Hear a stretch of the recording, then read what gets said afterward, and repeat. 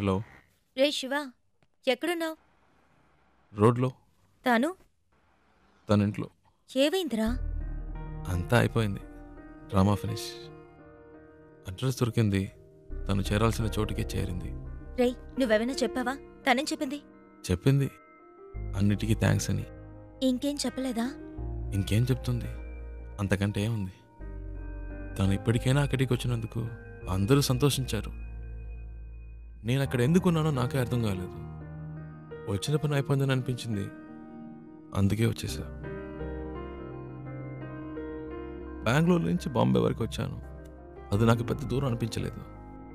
ఇప్పుడు తన్ని ఇంట్లో వదిలేసి రోడ్డు వరకే వచ్చాను. బాగా దూరం అయిపోయినట్టుంది ప్రియా. ఏడు పోస్తున్నట్టుంది. రేయ్, నువ్వు ఊహించినట్టు ఏం జరగదు. ధైర్యంగా ఉండు. రేయ్, వాడు బాధలో ఏదేదో మాట్లాడుతున్నాడు. నువ్వు మాట్లాడు. రే శివ, ఆనంద్ నేను మాట్లాడుతున్నాను. ఏమైందిరా? రేయ్, నేను ట్రాఫిక్లో ఉన్నాను రా. తర్వాత చేస్తాను.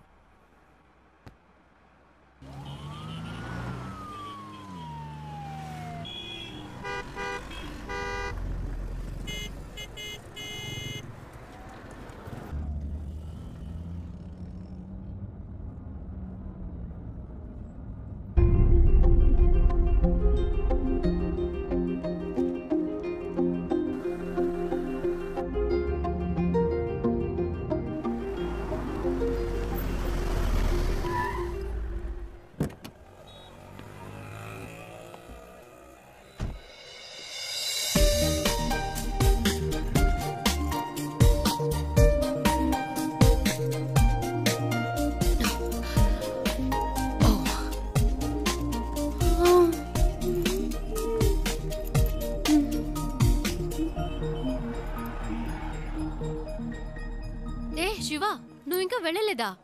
ఓహ్, ఇంకా బొంబాయిలోనే తిరుగుతున్నావా? నీ ప్రాబ్లం సాల్వ్ అయిందా లేదా? మా అంకుల్తో చెప్పి నీకేమైనా హెల్ప్ చేయమన్నా? పర్చేస్ మొత్తం అందరూ పైనే ఉన్నారు.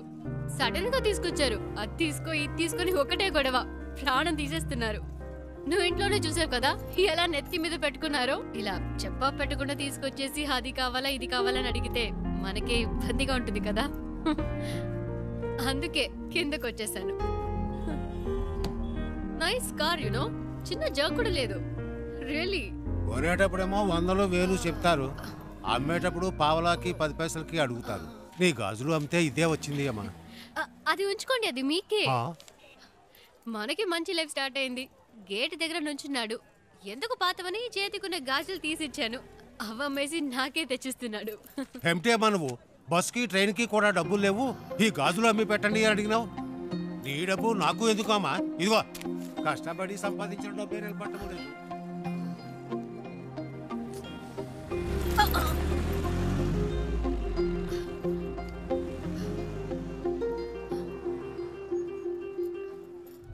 ఎప్పుడు లేనిది ఏంటి ఇది కొత్తగా? సడన్ గా ప్రేమ పొంగొచ్చిందా? లేచిపోయిన దానికి పుట్టిందే కదా. గుండెల మీద తన్నిసిపోయింది వీళ్ళమ్మ. ఇంకా కళ్ళ ముందు మెదులుతోంది. ఇప్పుడిప్పుడే కోలుకుంటున్నాం. మాకెప్పటికీ మనశ్శాంతి అనేది ఉండదా? మన కుటుంబ గౌరవాన్ని సంతోషాన్ని పాడు చేయడానికే దాపరించింది. ఎక్కడికి పోతాయి ఆ బుద్ధులు? వాళ్ళ అమ్మేమో మనల్ని కాదనుకుని ఇంట్లోంచి వెళ్ళిపోయింది. ఇదేమో వాళ్ళ నాన్న ఏర్పాటు చేసిన పెళ్లి కాదనుకుని వచ్చేసింది. మమ్మల్ని శోభ పెట్టడం వల్లే దీనికి పరిస్థితి వచ్చింది. చెప్పేది వినరా, గట్టిగా అరవకు. దానికి వినపడుతుందేమో. వినపండి, వినపడాలనే మాట్లాడుతున్నాను. మన కుటుంబంలో దానికి చోటు లేదు. దానికి ఏదైనా చేయాలనుకుంటే వేరుగా ఉంచి చెయ్యి. లేదు అదే ముఖ్యం అనుకుంటే మమ్మల్ని వదిలేయి. మేము బయటికి వెళ్ళిపోతాం. మీరే నిర్ణయించుకోండి.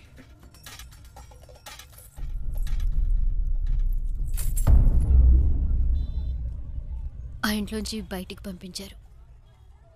వాళ్ళకి నచ్చలేదు. అమ్మ గురించి తప్పుగా మాట్లాడారు. అందుకే నేను అక్కడ ఉండలేకపోయాను. వచ్చేసాను.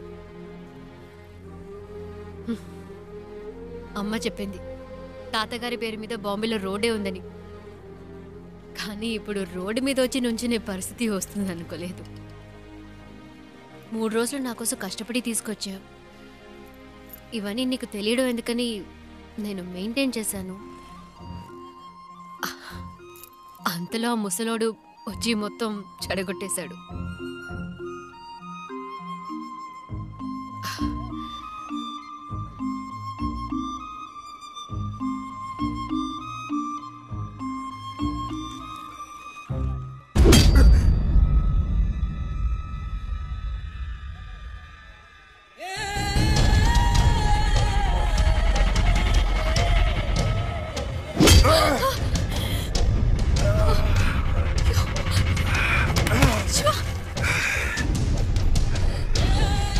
ఆ రోజు నా చేత రక్తం కక్కించావు.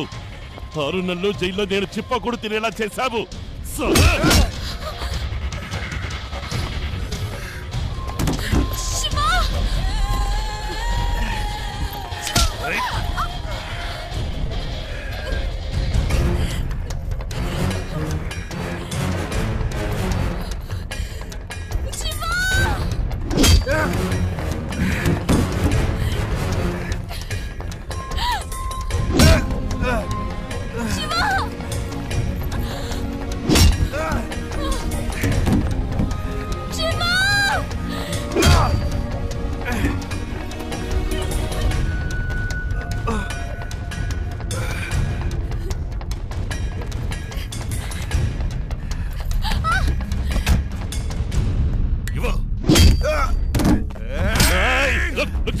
దీనికి నీకు ఏ సంబంధము లేదు.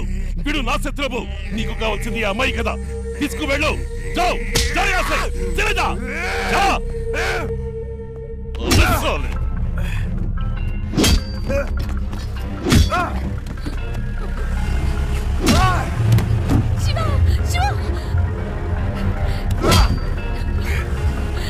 చిన్న మెల్లగా పోని, వాడు దెబ్బలు తిండం చూసేద్దాం.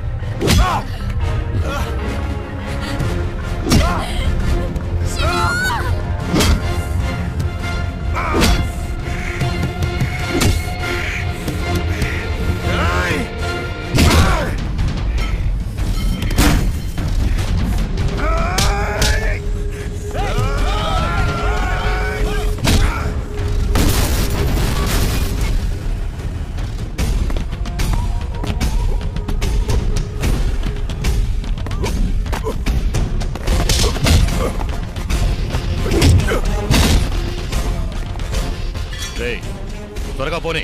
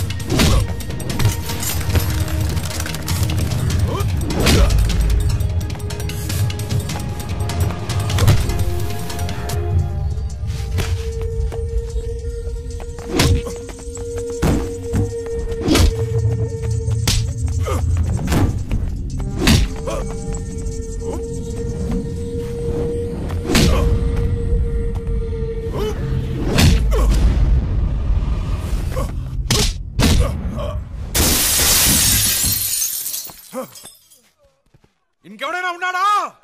రా!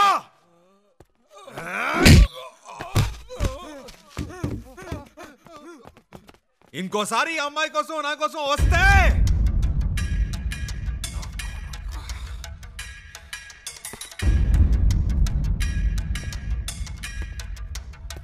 రా, ఇంకెవడొస్తారో చూస్తా.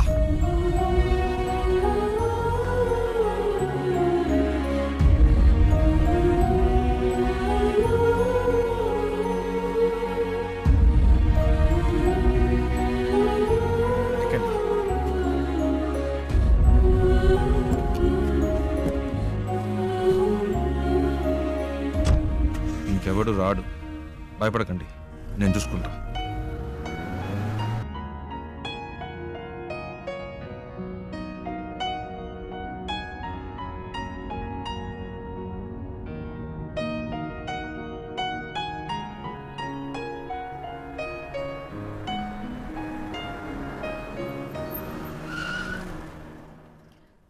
ఏమైంది శివ? అటు చూడండి.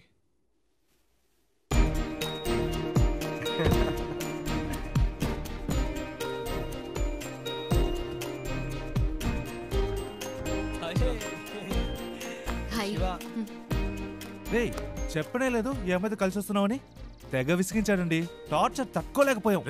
బెంగళూరులో మిమ్మల్ని మొదటిసారి బస్సులో చూసినప్పటి నుంచి మా ప్రాణం తీశాడు. బెంగళూరులో బస్సులో నన్ను చూసాడా? ఏమండి, మీ వల్ల వీడు ఇంటర్వ్యూ మిస్ చేసుకుని వచ్చాడు. ఇంటర్వ్యూనా? ప్రతిసారి ఏం జరిగినా మాకు ఫోన్ చేసి మా పని చెరగొట్టేవాడు. నేను మీ అమ్మ మీ ఇంట్లో వదిలొచ్చాక తెగ ఏడ్చాడు. కూల్ చేసేసరికి మా ప్రాణాలు పోయాయి. నువ్వంటే తనకి అంత ఇష్టం తెలుసా?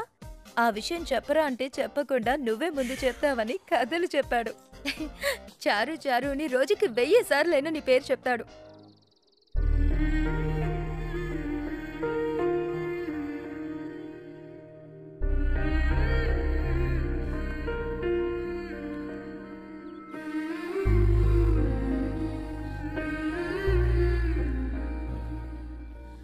అది వాళ్ళేదో తమాష్కి అలాంటిదేమీ లేదండి. నిజంగా మీరు ఇంకా ఎందుకు దాస్తావు?